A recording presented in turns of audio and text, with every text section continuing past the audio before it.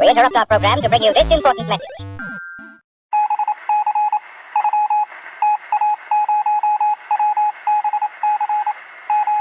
Hello and welcome to the Nerd Out With Me 90s cast. I am Eric. And I am Tig. And we are the Nerd Out With Me team here, taking you through a 120 episode journey through the 1990s. 120 episodes. We are now hitting episode 25. We have made it to 1992. That's right. I'm sort of considering this episode a kind of a soft reboot in a way. Yeah. This is our first episode with our new microphones. Thank you, Patreon Thank supporters. you very much. Yeah, absolutely. We hopefully sound much better than we have in the past, thanks to these mics. Maybe a little bit sexual. Maybe a little bit. Plus, restructured sort of our segments a little bit and some other stuff. And after 48 episotes. Yeah, including the bonus ones. Including bonus. So 84 episodes. No. What are you mathing? 600 after 674 episodes. So for people just joining us, you can find out a little more at nerdoutwithme.com, where you'll find places to subscribe to the show and all that other sort of stuff. But before we get into that stuff, a couple of little news tidbits from January 92, because why not? On January 1st, 1992, the Atari 2600 is finally discontinued 15 years after its introduction in September 1977. Wow, they were still producing it up until 92? 92.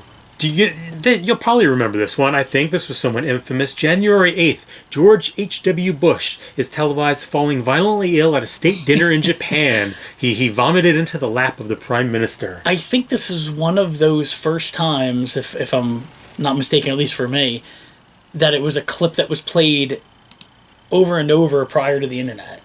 Where every news channel had that him literally leaning over and puking on some guy's lap. I mean, that is over and over and over. It is kind of hilarious that you get.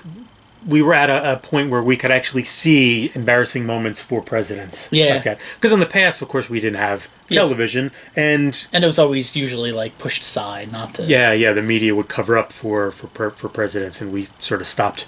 We stopped doing that. Kind of hilarious. And now we get a different kind of vomit.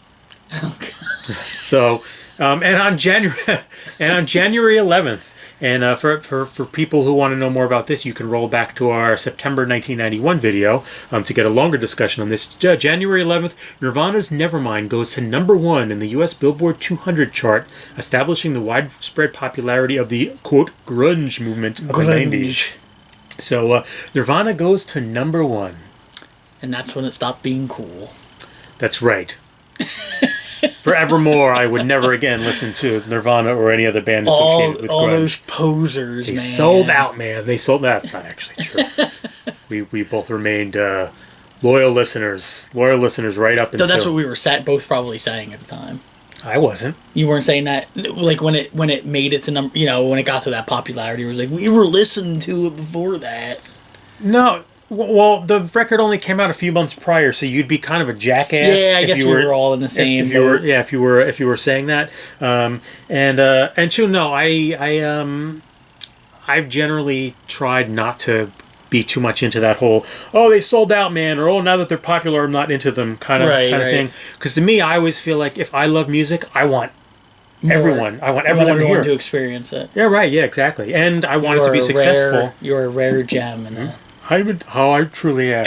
And I want it to be successful too, because the more successful the music I like is, the more of it there is. Yeah, the more of it you'll get. The more influence. Unless the musician blows his head off, and then you won't be getting any more of it. That's true. Yeah. So on that note, come back in a minute. Unless somebody else did it. Oh, Courtney. And come back in a moment. We will talk about Golden Axe Dos. We'll be back.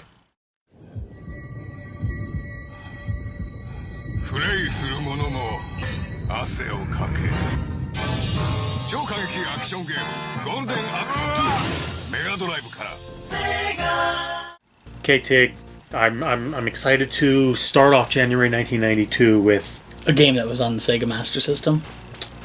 Well, no, it was on the Sega Genesis. Sega Genesis. But no, just to start off 1992 with games in general. Right.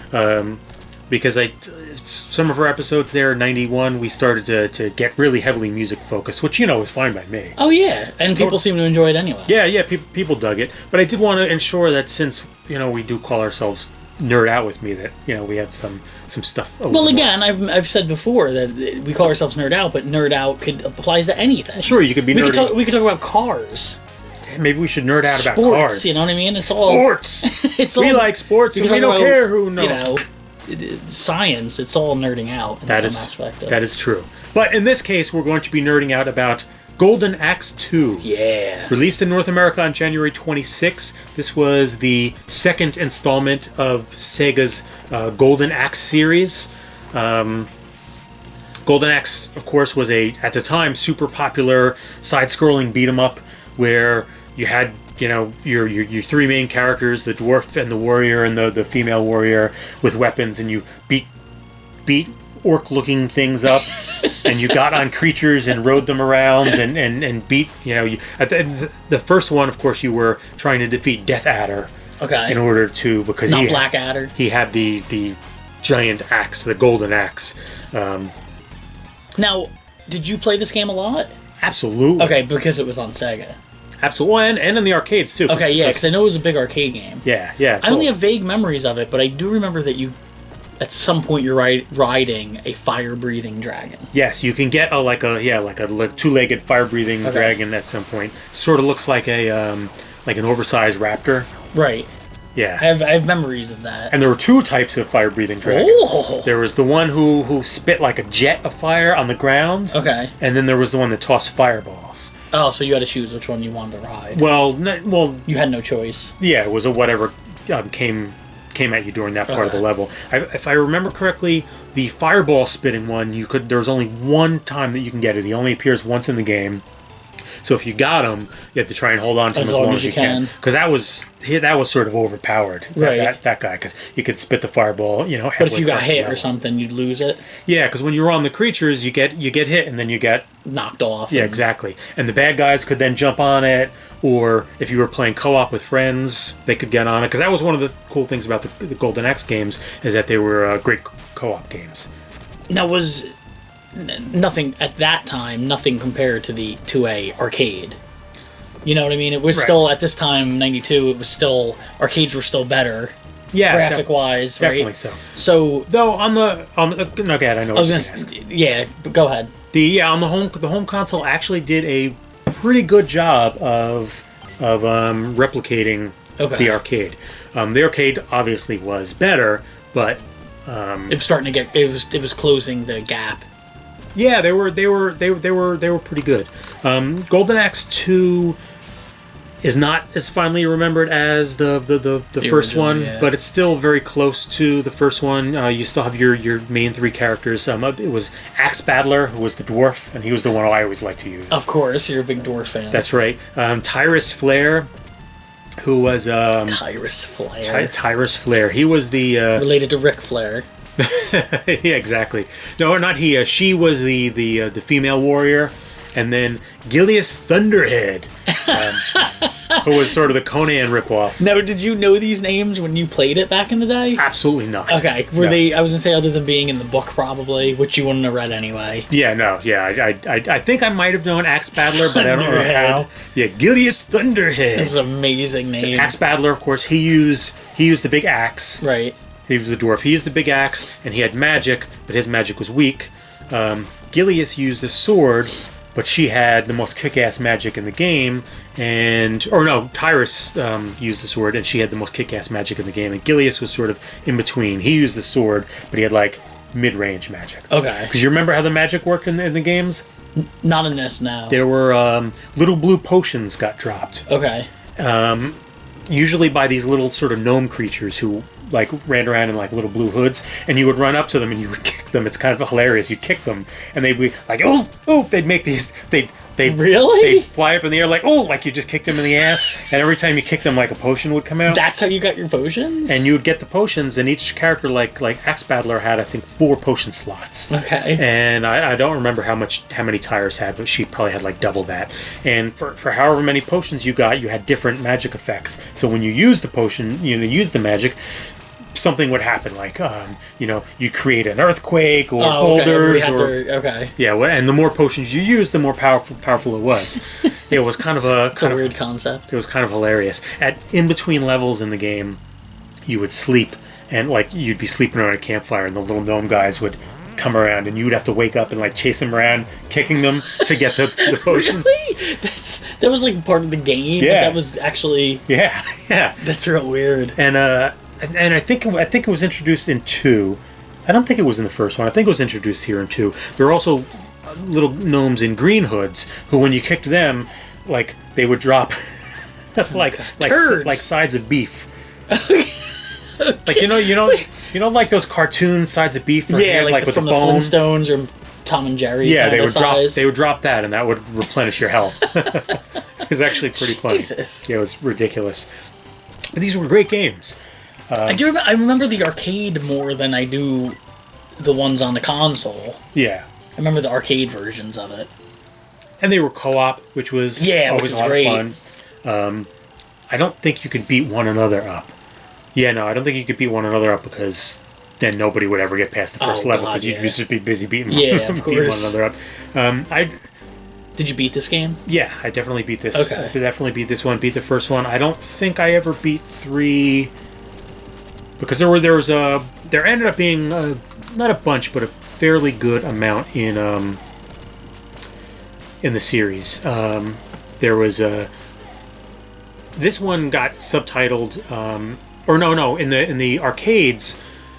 In the arcades, there wasn't Golden Axe 2. In the arcade, it was Golden Axe: The Revenge of Death Adder.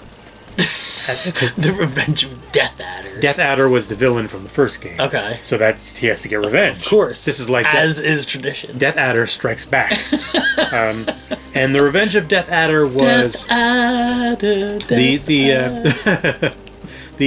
Revenge of Death Adder was different than this game. Not the same game, even though they were both sequels to Golden Axe. Okay. And then there were other games that came. There was a Golden Axe 3 that came after this. And let's see. After this, on Genesis, there was Golden Axe 3. In the arcade, there was Golden Axe, The Revenge of Death Adder, and then The Duel. The Duel? And that was the name of the game? Yeah, it was called Golden Axe: The Duel. Okay. That one sucked because that one was just a fighting game. Oh, like a Mortal Kombat style? Yeah, Mortal Kombat. I guess that kind of was trying to fill. They were like trying to take advantage of. Yeah, exactly. The popularity. There was also Golden Axe Warrior, which we talked about on YouTube. I do remember that. Yeah, for the best Sega Master System RPGs. Oh, okay. That's why I remember it. That was like a Zelda ripoff. Yeah. There was Golden Axe Beast Rider, which is, I believe, the most recent game in the series. That one actually came out in 2008 for the Xbox 360 and the PlayStation 3. It's widely considered to be pretty terrible.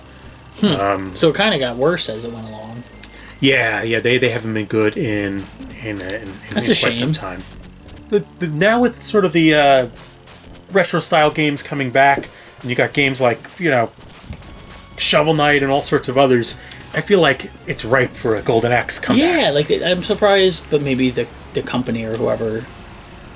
Yeah, it could be. I don't know. The Golden Axe series was really great, and 2 was a worthy successor to the first one. They always had really interesting levels, like you'd go through a medieval village, and then you'd hop on the back of a giant flying turtle that had a village like on its back. Okay. Or like stuff like that. Like there was always some mixing it up a little bit. Yeah, there was fun creative stuff, and I would love to see them come back. I was a big fan of the first couple of games. I know a lot of people are super nostalgic about them, and too bad they're not coming back. So come back in a moment, and we're going to talk about toys. I like toys. It's the incredible Crash Dummies! Whoa! Some days this job's hard to face. Okay. In between segments, I figured it out. Tig sort of yammered for through a couple minutes. of words I threw at Eric, he was able to figure out what the hell I was talking about. Yeah, it was like talking to who's the famous gorilla that can do sign language, Coco or something. Divinity Original Sin is what he's talking about, which obviously for you people out there who know this stuff, you realize that has no relationship or comparison to like Elder Scrolls Online. No, I was simply saying that Golden Axe could have kind of filled that. Could have went that way. I guess, been but interesting. Golden Axe was never really an RPG though. No, but they made a Mortal Kombat style game, and they ripped off Zelda. So why not rip something else off? Sure. All right. So January 1992, we have here. How about some popular, quote unquote, vintage toys from 1992? Wow, they're vintage at this point. They kind of are vintage at this point, aren't they? Yeah, I mean, they're more than a quarter of a century old. Think about that. I want you to think about it. They are. Yeah, I guess they are. They are. So, all right, we'll have a couple of things we'll talk about, and I don't know. I don't know how we do this non-visually, but that's okay. How about the Crash Test Dummies Crash Test Center? Now, this is a good one because when Eric, for people listening, Eric does all the research for this. He spends large amounts of time looking up what we're going to talk about. This is not on a whim, so he's researching all this stuff. So he'll send it my way, just so I have a clue what the hell I'm doing. And then he won't do anything. He'll just come here, show up, start drinking, and chew snacks. Away we go. Chew snacks into the microphone. He tries. Eric tries to keep it professional. And but I saw the Crash Test Dummies, and that brought back a lot of memories because that was such a big deal. Yeah, remember them? Oh my god! And it's weird because it stemmed from a public service thing. Right. Like to wear your seatbelts. That was during the big push for wearing seatbelts. Yes. So, because prior to this, for people who are listening that don't remember, it wasn't a law to wear your safety belt in a car. Right. I mean, in fact, right around the time when we were born, it wasn't even a law to have the belts in the cars. Yeah. I mean, I vividly remember sitting in the front seat between my parents driving without a seatbelt, laying on the back window ledge thing. There was like a sort of a shelf, kind of, with some cars with a back window, and laying up there when I was a kid, or sitting in the back of a station wagon. Right. So this was during the big push of, and they came out with these public service announcements where they would say, "Don't be a dummy."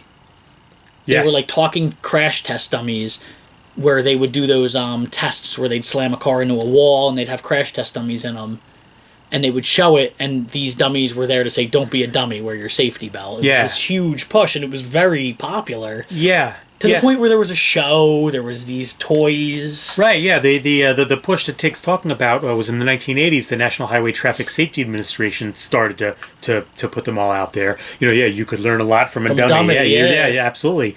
And in the early 90s, Tyco Toys introduced the Incredible Crash Test Dummies as a whole series of toys based on them. Think about how weird that is. That's really weird, because this has to be one of the only times that a public service announcement sort of thing became... This isn't popular from a song. This isn't popular from a show, from a book. This is popular from a public service announcement. There was an hour television special called "The Adventures of the Incredible Crash Test Dummies." That came on in May '93. There was a comic book series. There was a video game for the Super Nintendo and Game Boy. Jeez. I mean, I have a question now, and I don't know if we could figure this out. Now, were these things produced...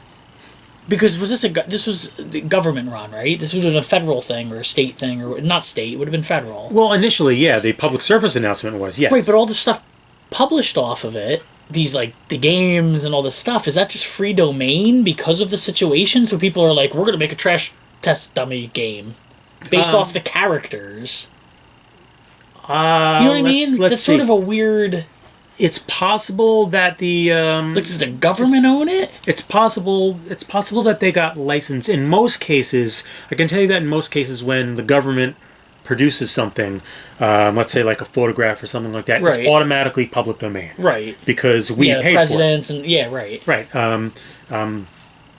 Like for instance, I'd done local history book some years back, and part of it involves a nearby military base. And I was able to get a lot of really fantastic photos without having to license them because they're government photos. Right, because you technically paid for them. Exactly. Now, in this, occasionally the government will actually trademark something or copyright something. In this case, I can't. There's no information really too much, or without spending a bunch of time trying to find it. Right. Yeah, and I'm not going to check that while we're on the air, but it it's still just a weird phenomenon that was very popular. It looks like that Tycho just saw these crash test dummies and thought, okay, let's make something out of this, because they're modeled after those crash test dummies, but there's no like licensing or anything like that. And in those, if you think about it, in those PSAs, that's how crash test dummies looked. Right. So how could they even prove? Yeah. Well, yeah. It's not like you can get away with it. Yeah. It's not like there was they had to model it after, like they had to license something or anything like that. So yeah, that's I mean, even to the point where there was a band that came out called the Crash Test Dummies at the time. Once there was this girl. Don't do it. Don't do it. We don't need to do that. So what was it? A playset, basically. This particular one was the crash center, the playset. Yeah. So this was where you would actually crash them into. It's amazing. It's such a weird. At the time, its price was $36.99 by that's Tycho. pretty expensive. Now, for some reason, I remember this one, the Fort Bravo playset by Playmobil. I remember that too. Yeah, I don't know why, because I was way too old for that by the time that came out. But it's great. I think it's because it's real. It's cool. This was like that's a total little boy toy. Yeah, it's almost like a what was it? The It's almost like a Lincoln log castle, but instead it's pieces, right? Yeah, it's like a wooden fort, and you have like your little soldier guys and a watchtower and a guy on a horse, and yeah, it's just them little figure. Wow, it was almost $80. Yeah, that's a lot of money. That's real expensive. Yeah, I'd say so. What else came out? What else? What? Because like you were saying, because of our age, we were at the point at this time where we were like, get me video games, or get me a bunch of CDs, or get me a CD holder, or get me a. We wouldn't have been into this, but I have to bring it up because it's very 90s. A baby rollerblade, and these are just sort of like baby doll, semi Cabbage Patch doll looking things, but on rollerblades, which were very big. Super 90s. Oh yeah, remember like rollerblades were just everywhere, and I guess they're still a thing. People still do it, but back then it was. You had to be wearing like really bad fashion when you were doing it. If you wore regular skates in 1992, I think it was legal to be pummeled. You were allowed to be beat up. That's true. Wasn't that a rule? Probably. Now, the American Gladiators official assault cannon. Remember the assault cannon in Gladiators? Yeah. Well, because this was when American Gladiators was hitting it big, right? Yeah. Remember that? Yeah, I remember. Oh, it's such a big deal. Isn't it still a show? Yeah, but now it's an obstacle course. Yeah, and now it's just one. This was back when you were going against these jacked steroid intense people. You get what do they call them? The pugil sticks or whatever. Yeah, with the for jousting. And yeah. So this was. I guess on the show they had something like that too, where they would fire projectiles. I think you could fire. I think it was either in the beginning of the game or towards the end. You fired this thing. Yeah. You were like behind a thing, like firing this rocket. That was such a weird show. It was very Running Man. Yes, yeah, definitely so.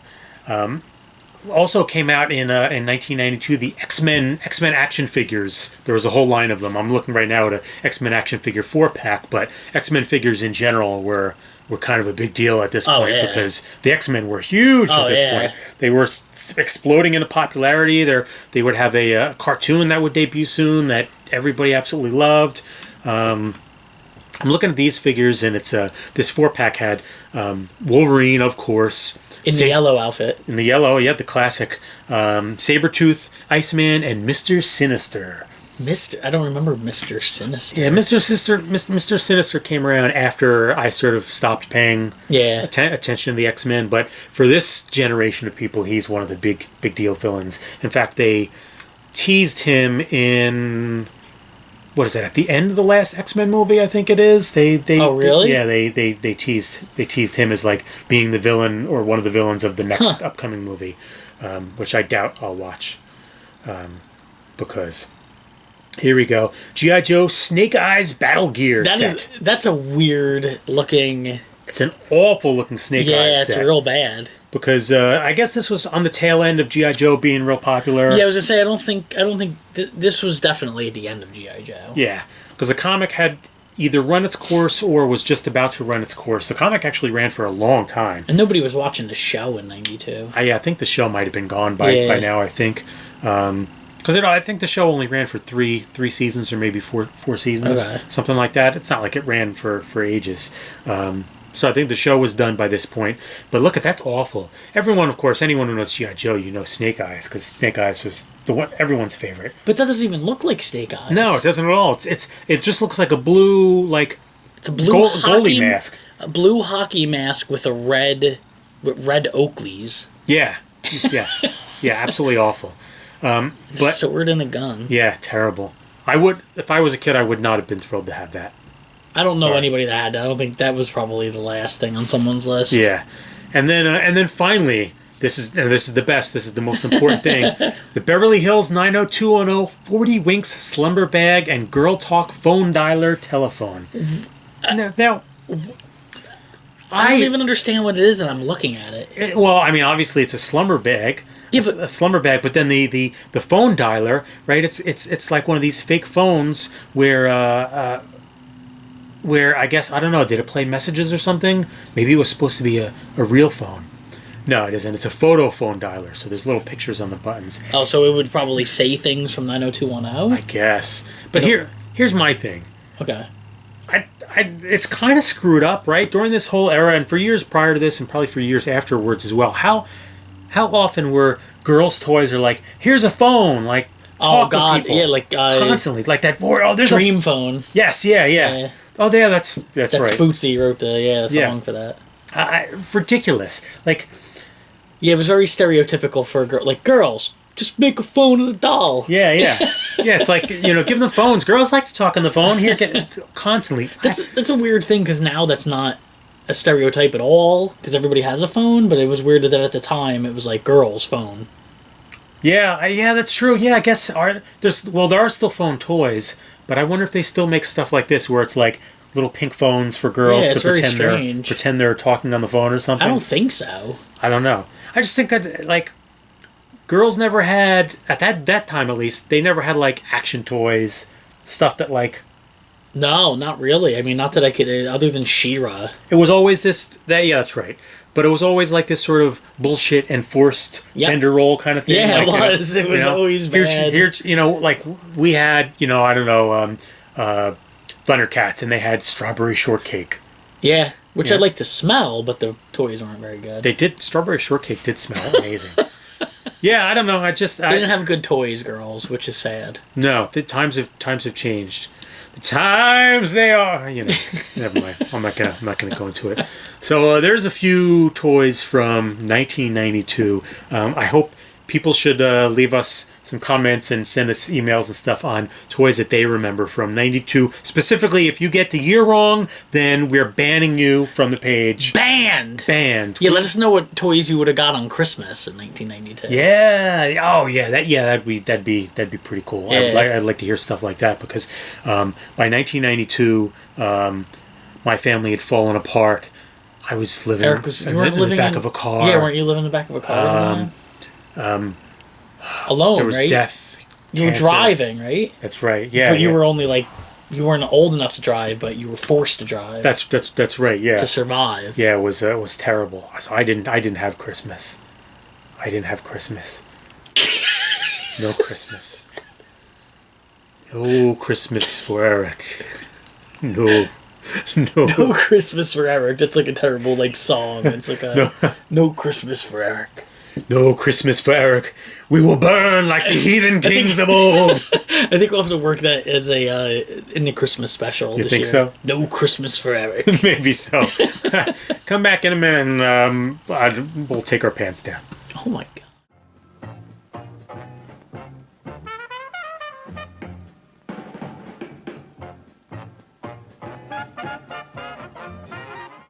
I heard crunching over there, but I've learned. you're being a good man. I know. I've I'm figuring this out finally. I actually had somebody comment on one of our YouTube on the YouTube version of the podcast, and it was like, "You're eating on a podcast." Like basically, it was like, "What are you doing?" That's a cardinal sin. And I was like, "I know."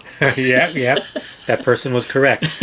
Yeah, for people who haven't listened to us before or whatevs, Tig has a habit of crunching, eating in the mic. This is the thing.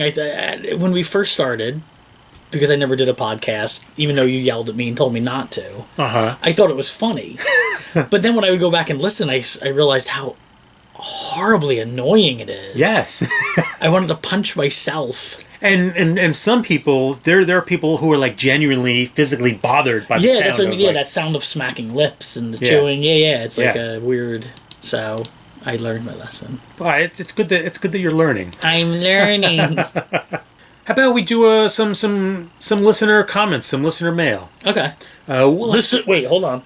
Listener mail. Not bad. Like that? Not bad, yeah.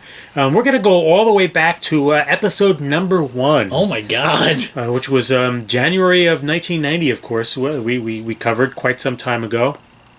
And so, thought that we go back to the start. Yeah, do it. And you remember what we talked about in that episode?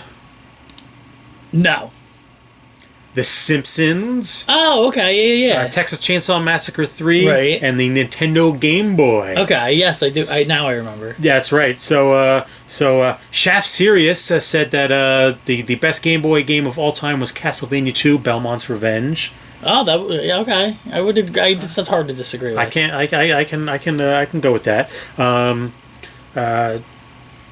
Let's see. Sonia Nelson said, "I'm glad you're doing the '90s. I love the '80s as much as the next gen brat, or I'm sorry, as the next Gen X brat. But I'm so over it. And you know what? So over it. I'm right there on board. I'm on board with that." And then we have some comments from our friend Tom Torrey. He likes to write novels in the comment section. That's right, and you'll only get a portion of this. But let's see. Dear Lord, this guy. So Tom says, "I abused the crap out of my Game Boy with so many trips down to Florida with my family. Must have put hundreds of hours into the original one. By the end of its life, it was covered in damn stickers, Pokemon stickers from my strategy guides. LOL." LOL. LOL. He said, "I got mine for Christmas, and I specifically remember it made my sister cry because she thought I got everything and she got shit. Meanwhile, she got an effing stereo system and she still complained." A stereo system. That's amazing. She got a stereo, he got a Game Boy. Yeah, I mean, and you share. Share? Oh, sorry. Never share with siblings. Jesus. It's a terrible thing to do. He also mentioned that his Game Boy was eventually covered in feces. I might be reading between the lines on that one. I could be a little wrong. So thanks for writing, folksy people. I'm surprised we even had 3 comments on the first one. Hey, we came out of the gate strong. Yeah, we did, obviously. Strong Island. I've been told we're the best podcast on the internet at this point. I'm sure that's the consensus. I think your mom's right when she said that. I mean, that's what she told me. She's a kind, generous lady. I'm sticking with it. So we will be hopping onto our bonus podcast soon. We're going to talk about what was hot on the Billboard Hot 100 in January of 92. Can you guess what some of that stuff was? 92? 92, January of 92. Well, I'm going to guess Nirvana is one of them. No. Really? We're going to talk about what was at the top, number 1. Can I cheat and look? I mean, I guess you could, but... No. I can't. I can't think of... She's back! What? I saw her say... Oh, Michael Jackson. That's right. See, it's weird because 92 is a weird conglomerate of sounds. There's like Michael Jackson, and there's boy bands, and there's grunge. That's right. We'll talk a little bit about that, along with some boy bands. We'll also talk about the release of Little Earthquakes by Tori Amos.